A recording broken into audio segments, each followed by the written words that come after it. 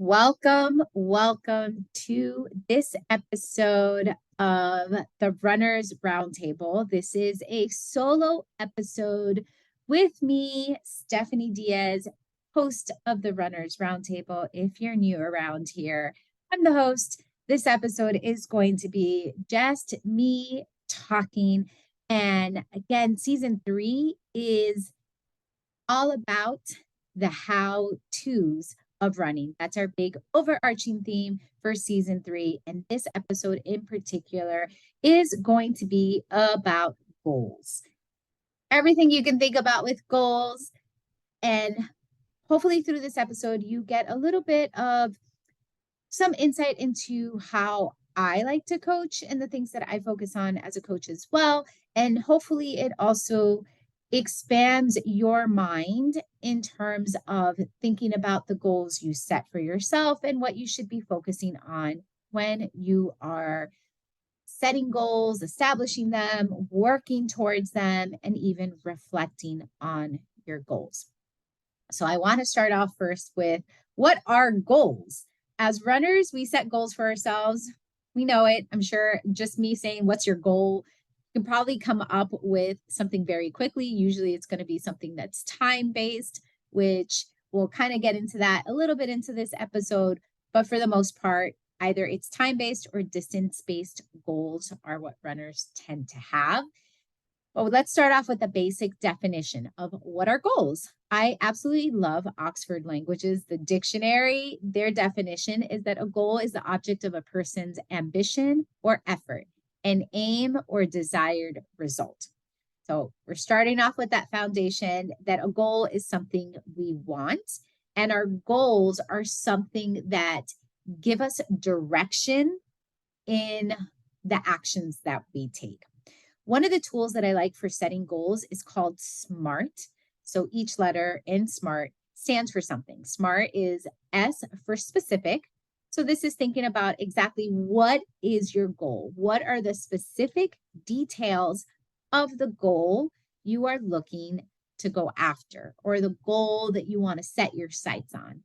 M stands for measurable. This is all about how you measure progress towards your goals. So as I said earlier, most runners, when they're thinking about their goals, they're going to think about either a time goal or a distance-based goal. So progress in those cases might be seeing your times on your runs get faster, or seeing that the distance that you're able to run starts to extend itself. The A in SMART stands for attainable. This has to do with how realistic your goals are. This is the one we're going to go really deep on, so I'll come back to that. R in SMART stands for relevant, and this has to do with your why for the goal. Why is this goal relevant to you right now? The T in SMART stands for time bound. So what's the time frame that you're looking for this goal? When are you going to start working on that goal? When do you hope to accomplish this goal? Those are almost like the boundaries you set for yourself when it comes to the goal, right? Again, for us runners, it's usually time-based or distance-based, which means it's usually based on a race. So you may start a marathon training cycle, and I always come back to the marathon because it's the biggest race, and I feel like so perfect for us to really go big into the metaphors or big into the explanations for why we do the things that we do as runners. So with a marathon training cycle, you start your training cycle and you train for 16 or 24. Usually it's anywhere between 16 and 24 weeks. 14 has more to do with the half marathon, but going with the marathon, because it's such a big event and it's such a long event, you're looking at anywhere between 16 and 24 weeks. So that's your time-bound element of setting the goal for that race.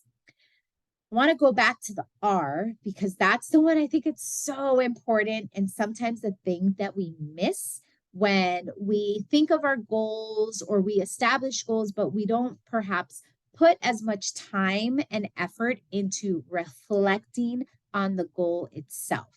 So when it comes to realistic goals, you have to ask yourself, what are you physically capable of? Am I capable of running a marathon? Am I capable of doing all these runs? Am I physically able to do the hard work? With that, for us runners, the physical ableness usually comes into whether we're injured, how healthy we are. So that's kind of what you have to ask yourself. Am I physically able to put in the work that I need to put in order to achieve the goal? To extend that question further, it's asking yourself of what's actually within reach of where you're at. Physically, what is within reach, right? So if you're going from not running at all, and then you want to run a marathon, 26.2 miles next month, is that physically possible for your body? Maybe. I mean, there are people who do things like that all the time, but is that also within your reach? Are you going to do more harm to yourself and to your relationship with running if you try to go for a goal that you're not capable of or that is not within reach to where you are right now? And I keep emphasizing right now for a reason. And I'll get to that. Realistic goals also have to take into consideration whether the goal that you want fits in your lifestyle. So that's an opportunity for you to kind of step back, take a look at, all right, what do I have going on with work? What do I have going on with my family? Am I able to run the number of days that I want to run? Say I want to run 6 days a week, but 5 of those days you're staying up really late or whatever. This part of looking into your goals has to do with understanding what are the constraints in your life or what are the stressors in your life. Perhaps this isn't a season where you can go after that particular goal because you have so much going on. Maybe you're moving, maybe you're starting a new job, maybe you're having a new child. There's so much that's happening. So you have to take time to think, does this goal make sense with everything that I have going on in my life? Does this goal require you to make any sacrifices in order to meet that? And then are you okay with me making that sacrifice? The example I usually give is one of myself, in which one of the sacrifices I make when I'm marathon training is I sacrifice family time on Friday nights because I need to go to bed early in order to wake up early on Saturday to run. When I first started running, I did not realize I would have to make that sacrifice. I did not fully understand that in order to wake up early and feel good on a Saturday, I would have to go to bed and treat myself well Friday into Friday night. And I would feel so guilty about missing out on family time, missing out on putting my girls to bed, or missing out on watching movies. I eventually got over that because how I felt when I run, or how I still feel when I run, right? How I felt back then when I ran was so wonderful because I took that time, I quote unquote sacrificed my family time in order for me to have that me time in a way that allowed me to show up as rested and as excited as possible. Another aspect of setting realistic goals that I feel we don't think about often is our support system, and whether we have a support system in place that supports the goals we are going after. So your support system can be your family, it can be your friends, it can be made up of your health professionals, right? Your physical therapist, a massage therapist, a strength and conditioning coach, your yoga, your Pilates, whatever it is, that's all part of your support system. So it's taking a moment to reflect on whether the goal you are striving after is one that has support from the people in your family, from the people around you. Another personal example here is when I was training for the Chicago Marathon in 2021, I would do my long runs. Saturdays were always my long runs, but my runs during the week, I would do them before getting my kids ready for school and taking them to school. And my husband during that time would make my smoothie for me. I would always have a smoothie in the morning. I'd have my recovery drink and oatmeal and all that stuff, my pre-run meals. but when I came home, he would have my smoothie ready.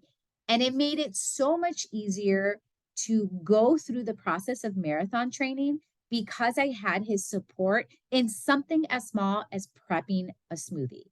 So take a moment now or after this podcast, unless you want to pause it, take a moment to reflect on whether your support system is able to be there for you to go after the goals that you go after. Similarly, my support system, one of the people in my support system, my husband, right? He's the one that had to stay up and do the bulk of the parenting stuff those Friday nights when I went to bed early. So again, when you're setting these realistic goals for yourself, think of those questions. What am I physically capable of? What is within reach of where I am at right now? What fits in my lifestyle? Does this goal require me to make any sacrifices? And am I okay with those sacrifices? And do I have a support system in place for me to chase after these goals? There are two different types of goals that I always encourage people to think about, and they are your outcome goals. So these are goals that are related to the specific time or distance. They are related to the specific outcome that you are looking for. And then there are process goals. These are actually my favorite kinds of goals because it taps into your mental awareness as a runner and even just the broader experience of being a runner. So your process goals are those goals that you set so that you can learn about yourself along the way of training that helps you be your best self. So it is the process of being a runner, the process of moving through training, and the process of getting to the start line, making it through a race, and getting to the finish line, right? Included in your process goals can be how you're talking to yourself, how you're fueling on the race, how you're feeling throughout your runs. Those are all process goals. That's you taking a fine look at how you're feeling and then how you are responding to the demands of running as you're going through the motions of the running, of the training, of the racing. Another thing to consider when you're setting goals for yourself is looking at the layers of goals. As I said in the beginning, oftentimes runners focus on their time goals or their distance goals, right? We'll give an example of, again, the marathon. I always use the marathon because it's just such a big distance and it's a humbling distance that leaves us all in awe. The distance doesn't care. The distance is the distance and we show up and we do our best, right? But when you're thinking about, say, a marathon, right? Say your goal is a sub 4-hour marathon. All right, we're looking at that. That's our big overarching goal. But there's so many goals that we take or so many steps that we take. So sometimes breaking down that overarching sub 4-hour marathon helps us get through the day to day. So think of your goals as being layered on top of each other. What is today's goal? What is tomorrow's goal? What is the goal this week? What's the goal this month? What's the goal this training cycle? Help yourself understand all the steps you need to take in order to achieve that big umbrella goal that you have. And I find that this also helps you stay present throughout the process, and it also creates opportunities for you to feel grateful and also helps you not feel overwhelmed by the process, right? So if you're starting week 1 of a marathon training cycle and your goal is a sub 4-hour, it can get really scary and really overwhelming to think of, how am I going to get through today and the next 20 weeks until race day? We can have that in the back. I like to think of that big overarching goal as the background music. And then the goals that you set for yourself each day, each week, each month, that's what's taking center stage. So you have this big 16 to 20 week marathon training plan. That's your big overarching goal. But then what's your goal today? What is the goal for today's run? What is the purpose behind today's run? And how is achieving that small goal of accomplishing today's run going to feed into the story of that more long-term goal? So an invitation for you to see every run that you do as an opportunity to set a goal for yourself, to experience something that's just going to build and build and build as you move through your training cycle. An important thing to consider about your goals is what you can control and what you cannot control. So again, going back to that sub 4-hour marathon goal, all right, you can control how you show up for training, you can control the workouts that you do, but you can't control the weather, right? You can't control the conditions on a race day. You can't control whether you get sick. Yes, we can do a lot to help with that, but you can't control whether you get sick. You can't control whether you get injured. Again, yes, there are things you can do in order to prevent that stuff, but sometimes life happens and we can't control it. So an opportunity for you to explore, here's my big 4-hour marathon goal. What are the elements of that I can control? And what are the elements of that I cannot control? So while it is your goal, and this is what's going to guide you, the goal is not personal. I think that's a big part of figuring out how can I have this goal, but not let it be a reflection of who I am as a person or as a runner. A goal is something you work toward. It is not something you become. Keep that little bit in mind. Goals are achievable, so set those achievable goals for yourself by using positive language. Focus on what you can do. Focus on hyping yourself up as you move towards your goal. One of the big things that was really successful for me in the London Marathon buildup was having just a try mentality. Of all the workouts, it wasn't the, oh, I don't think I can do that. I can't do that, because hey, the minute you tell yourself you can't do that, you're already planting the seed of you not doing it. So this just try mentality was one that I would I would see a workout and I would think, okay, that's going to be an interesting workout, or that's going to be a spicy workout. But I told myself, all you have to do is try. All you have to do is try. And I have never enjoyed a marathon training cycle more, because I showed up to every run completely open to what could happen. Completely aware as well that, again, I can't control the weather. So I'm not going to go out for a run and say, oh my, it is so hot, I can't do this. No, I'm choosing to do this and I'm going to make the best of it. So think of your goals also as being fed by your positivity and how you show up and how open you are to achieving them through the use of positive language. Really, when you hype yourself up, everybody wins, especially you. But when you hype yourself up, it changes the experience of what you're doing. One of the tools that I like to use for meeting goals is the power of visualization or drawing. That's something I like to do before my marathons. I usually draw something out, either a word that then floats around my house everywhere so that I see it. And every time I see it, it reminds me of my goal and what I'm doing. So you can create the experience when you're visualizing stuff. You're creating the experience of what you want to feel. You create that experience in your mind and you come back to that. Visualize how the runs are going to feel. Visualize your successful completion of them. Even visualizing the challenges you may face. That is all really helpful, because then your brain is ready to show up and do the work.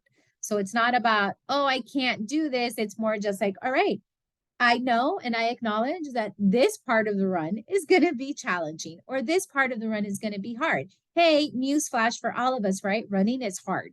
And there will be a lot of hard parts to it. And yet we continue to show up because we're curious about what we can do, or because our goals are just that important to us. So think of how your language and how your self-talk impacts your ability to believe in yourself and in the work you can do in order to achieve your goals. And then on top of that, start visualizing, start envisioning yourself being successful, start envisioning yourself crossing that finish line and how it's going to feel. Envision the hard parts of whatever run or workout you're doing, because it's going to come. That's an inevitable part of doing hard work. Something I want to talk about that I think is really important for all of us to think about, especially those of us who travel for races, is when you set a goal race, right? Here is this race. That is your goal race. That's the race where you hope to get your time, meet the distance, whatever it is you're looking to create for yourself. That's the goal. Some of the things to consider when you're looking at a list of races to potentially participate in is, what are your strengths as a runner? And then how does the course highlight those strengths? What are your weaknesses as a runner? And then how does that course highlight that? So if you are someone like myself, I'm so used to running on flat land.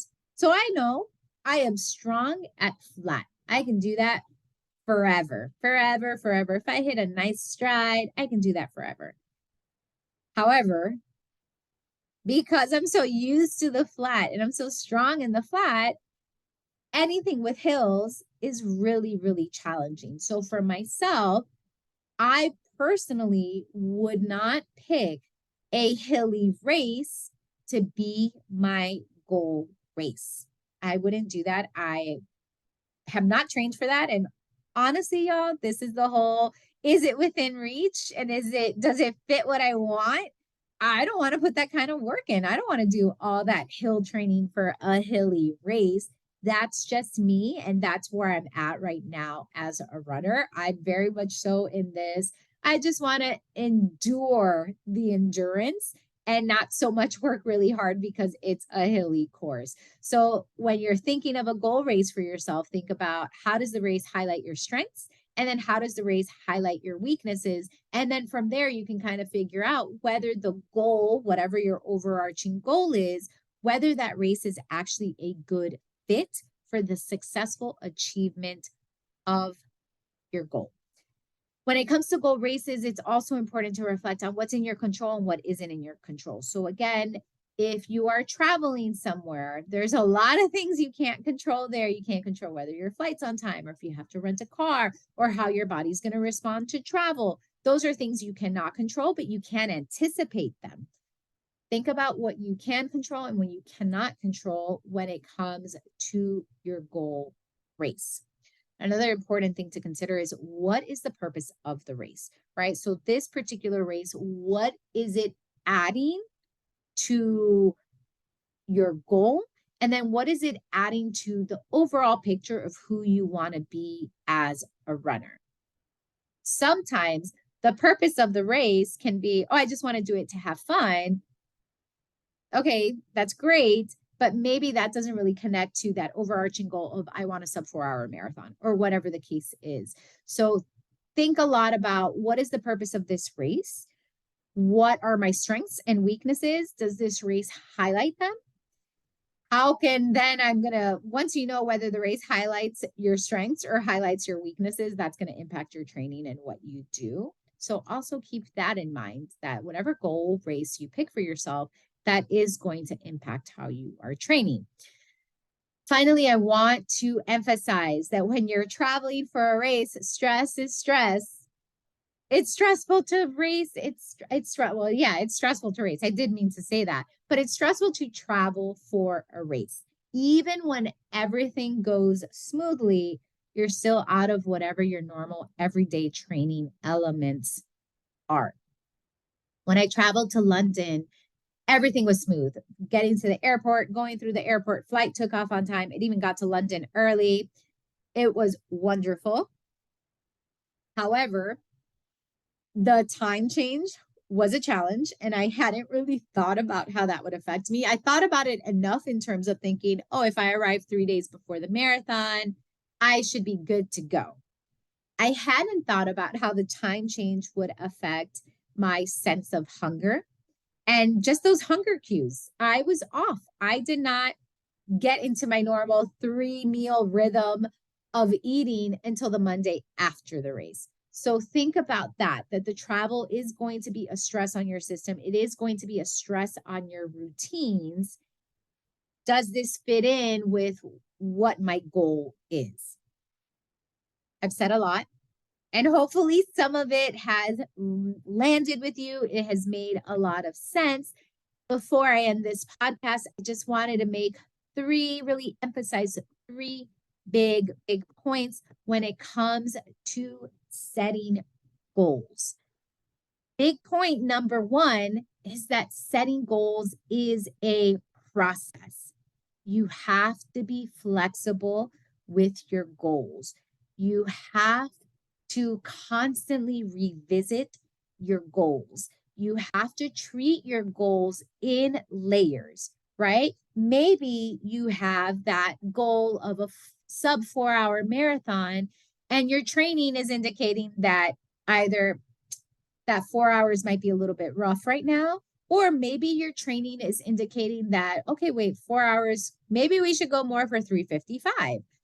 You have to adapt to your goals changing over training. Setting a goals is a process that you need to constantly revisit so that you can meet yourself where you are right now. Big point number two is that goals are aspirational. They are not set in stone. A goal is what your ambitions are, right? To go back to that definition from the beginning of the episode, is your goal is where you are directing your effort. Your goal is what you are desiring your result to be. Guess what happens? We're humans, we change, we evolve. You may go through a marathon training cycle and decide, this is too much. This is too intense. I'd rather focus on the half marathon distance. Or you can go through a half marathon distance training cycle and think, okay, no, now my goal is shifting. I want to do a marathon. So know that your goals, whatever you set for yourself, they are not set in stone. They have to be flexible to keep up with you. Your goals have to be flexible for those things you cannot control. Your goals have to be flexible for if, and hopefully this doesn't happen to anyone, but you get injured or you take a break from running or you become pregnant and then have to take a break because of that. Your goals have to move with you. You set the goals that make the most sense for you, but the invitation is to be open to when they don't make sense anymore, you pivot. And that's totally fine. Big point number 3 that I want to make, and hopefully you understood this one, is that your goals should be expansive. They should include everything you can possibly think to include, anything that affects you as a runner. That is a space where you should be setting a goal for yourself. Sleep is something that impacts me as a runner, right? So I'm not training for anything right now. I'm kind of a little loosey-goosey. So I am not on a strict sleep schedule because nothing is too serious for me right now. I'm in the space between marathon training cycles, and it's such a nice space to be in. But when I do start entering marathon training, I know that the demands on my body are going to be very great, and that the best way for my body to recover is to sleep. So I have to be very intentional with the amount of sleep I'm getting and the quality of sleep I am wanting to get. So I set goals for myself when it comes to sleep. Even a goal as simple as my goal today is to go to bed at 9:30. Fridays, when it's deep in the throes of marathon training, my goal is to be in bed by 8:30. I may not fall asleep, but at least at 8:30, I'm in bed. My brain is starting to wind down so that when my alarm goes off at 4 a.m., I'm as rested as I can possibly be. So your goals should include everything that impacts you as a runner. It may not be that you're being very clear with that establishment of a goal, like, oh, my goal in this training cycle is to go to sleep at 8:30 every night or 9:30 every night. but it should at least be something that is present for you so that you can start to build that awareness and that understanding that being a runner is more than running. There are so many factors in your life that impact how you feel when you're running, how you feel before you run, and then how you feel after you run. So keeping in mind that the more expansive you are with your definition of goals for yourself, the more you're just going to cut, the more distance you're going to cover. Distance, that's a running joke, right? The more distance you're going to cover within yourself in terms of giving yourself the opportunity to show up as powerfully, as strongly as possible when it comes to chasing your big overarching goal. So that's the episode on goals. Hopefully this helped. I have a tendency to ask more questions or leave people with more questions than I do answers, but I thought it was really important for people to hopefully get curious as to what their goals are, how they can achieve their goals, and all the steps and all the little mini goals they can take towards achieving whatever their big goal is. As runners, we are more than runners. I can't stress that enough. We are more than runners. So our goals should be more than just finish times and distances. Our goals should support us in our fullness, right? Because if, in the example of sleep, if you're rested and you feel good, that run is not going to feel as hard. So how are you supporting yourself in all aspects so that you can chase after every single goal that you have? All right, y'all. That was a big episode. Lots of points, lots of questions. I would love to hear from you if you reflect on any of those questions or if this podcast made you think about goals a little bit differently. Stay tuned for the next how-to episode. It was great chatting with you all, even though you're not responding back, but it was great to talk about goals because they're such a big part. They give us direction. They deserve attention. All right, y'all. See you next time.